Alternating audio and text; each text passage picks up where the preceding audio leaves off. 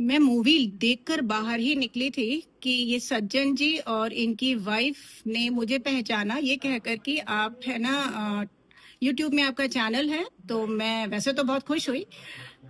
तो और एक खुश होने के साथ साथ मुझे यूं भी लगा कि इनका भी इंटरव्यू ले लिया जाए, हालांकि ये भी खुद यही चाहते थे। तो इन्होंने रिक्वेस्ट किया कि घर पे आकर इनका इंटरव्यू लिया जाए। तो उसी खातिर मैं और मेरे हस्बैंड दोनों इनके घर में आ रखे हैं। फिलहाल मैं पूछ लेती हूँ इनका नाम क्या है और इनकी जो मेरे प्रश्न है उनका ये क्या जवाब देते हैं। सर, पहले आप अपना नाम बताइए। मेरा नाम शक्तिदीप उमट है। उमट है। आप बाय प्रोफेशन क्या करते हो? मेरा सेल परचेज का काम है, प्लस क्रैकर्स का काम है। सेल परचेज किस चीज का? बाइक का, बाइक्स का, सेकेंड हैंड बाइक्स का। Cell purchase. और सेकेंडली और क्या काम है? क्रैकर्स का काम है। क्रैकर्स का काम है। सीजनल काम है ये? नहीं, पूरे 12th मंथ ही है। 12 मंथ ये काम मैरिजेस में या फिर पार्टीज में जब हम और नवरात्रों से लेकर दिवाली तक शॉप लगती है पूरी रिटेल की। गुड। आप बेसिकली यहीं से बिलोंग करते हो? नहीं, हाँ, अब तो यहीं के हो गए, पीछे से हम लुधियाना के हैं। लुधियाना की हो, ठीक है। तो लुधियाना भी आना जाना होता हाँ, होगा? लुधियाना और नवा शहर है।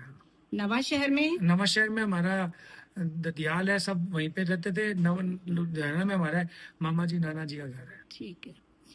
तो आप जैसे आपने कहा कि आप जानते ही हो मेरे YouTube चैनल को, फिर भी मैं थोड़ा अपने बारे में बता दूं। मेरा YouTube चैनल है, YouTube में मेरा चैनल है जो अनुपमा टॉक्स नाम से है। उसमें मैं प्रश्न पूछती रहती हूँ। तो मेरा मन कर रहा है आज आपसे अलग प्रश्न पूछ लिया जाए। तो मेरा पहला प्रश्न, आर यू रेडी? आप रेडी हो देने के लिए? Thank you. मेरा पहला प्रश्न आपसे ये रहेगा कि कैन मनी बाई हैप्पीनेस? क्या पैसे या फिर रुपए खुशियों को खरीद सकते हैं? नहीं, जहाँ तक मेरी सोच है, पैसे खुशियों को नहीं खरीद सकता। आप पैसों से अपने सुविधा के लिए जो चीज मिलती है बाजार में, सिर्फ वही खरीद सकते हैं। लेकिन खुशियां खरीदनी है तो आपको घर और घर से बाहर अपना व्यवहार और प्रेम रखना पड़ेगा।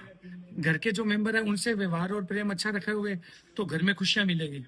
घर के बाहर जो आपका ऑक्यूपेशन है, वहाँ जो आपके जो कंपटीटर है उनसे भी आपका व्यवहार और प्रेम बना रहेगा, कस्टमर से व्यवहार और प्रेम बना रहेगा, तो आपको खुशी पसंद हो। आप कोई चीज परचेज करेंगे या सेल करेंगे तो कस्टमर खुश होगा, तो उसमें आपकी प्रसन्नता है। ठीक है। लेकिन पैसा खुशी को नहीं खरीद सकता। पैसा थिंग्स खरीद सकता है। गुड, अच्छे, you have a good thought कि है ना, पैसा चीजें खरीद सकता है और पैसे खुशियां नहीं खरीद सकता। ठीक है। तो इसी को और आगे बढ़ाते हुए, जब आप खुशियों की बात ही कर रहे हो, तो कोई अब अगर आपकी आलोचना करता है तो आप उसको कैसे लेते हो? क्या राय होती है? मतलब कैसे आप उसका जवाब देते हो? क्या सोचते हो? बताइए थोड़ा। नहीं, आलोचना तो कहते हैं कि आदमी को सक्सेस की तरफ ले जाती है। जो आलोचक होगा वो उसके इंसान में कमियां बताएगा कि तुम्हें ये खामी है। अगर वो अपन उसको सुधार लेते हैं तो अपने एक सफलता हासिल करेंगे कि भाई इसका या तो मुझे कोई बात अच्छी नहीं लगी जो हमने कही इसको, तो वो आलोचना करी उसने। तो जो आलोचक होंगे तो वो हमें सक्सेस की ओर लेके जाएंगे। मतलब ये मैंने बहुत पहले एक साउथ अफ्रीका क्रिकेट टीम का कैप्टन होया करते थे, हंसी क्रोनी है। उन्होंने कहा जब तक आपको आलोचना नहीं करेगा कोई आलोचक, तब तक आप सफलता की सीढ़ी नहीं छुएंगे।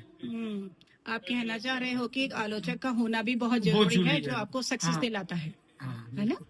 ठीक है। तो वैसे तो मैं जान ही गई हूँ आपकी राय से, फिर भी मेरा प्रश्न आपसे ये रहेगा कि आप आशावादी हो जिंदगी में, निराशा को पहले सोचते हो? आशावादी होना चाहिए।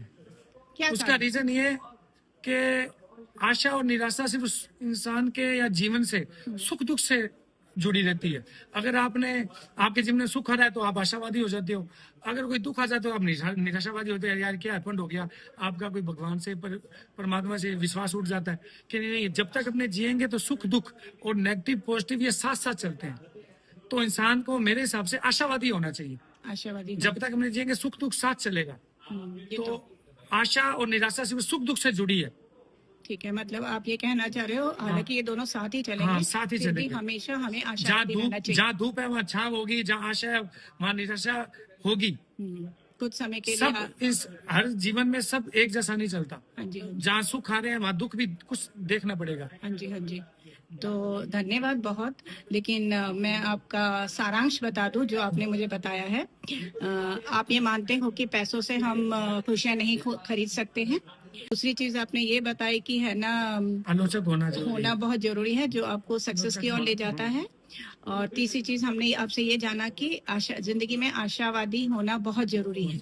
ठीक है, धन्यवाद। Thank you very